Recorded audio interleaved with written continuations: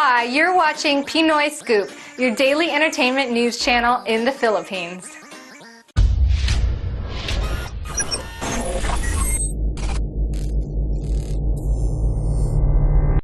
Nagpapasalamat ako.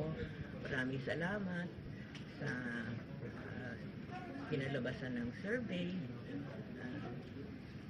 What more can I say at this point?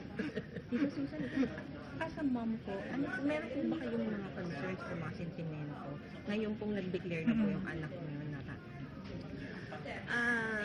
Bilang magulang, lahat naman siguro tayong magulang, ibig nating makamit ng mga anak natin kung ano ang kanilang inaasam sa buhay.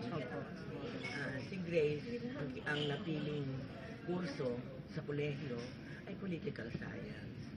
So, alam ko na nakahanda siya na harapin kung ano man concerns related sa trabaho niya.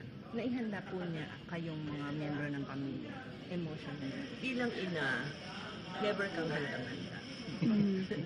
May mga pangyayari na bigla ka na lang nagugulat. Pero siyempre, para sa magulang, ang anak mo muna bago ang sarili mo. Because it will be very selfish of a parent to be the one to decide kung anong para sa anak.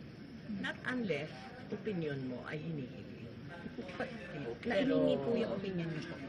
Pag nakikita mo na desidido sa kanyang ginagawa, andito ka lang para manalangin at kung anong magagawa mo para makatulong. Sa ngayon, ang aking pananatiling tahimik ang makakatulong. Last na lang po. Okay, thank you very Last much. na lang po. Thank you for watching today's entertainment news here at Pinoy Scoop. Please don't forget to subscribe. Just click on the subscribe button below. Have a great day. Goodbye.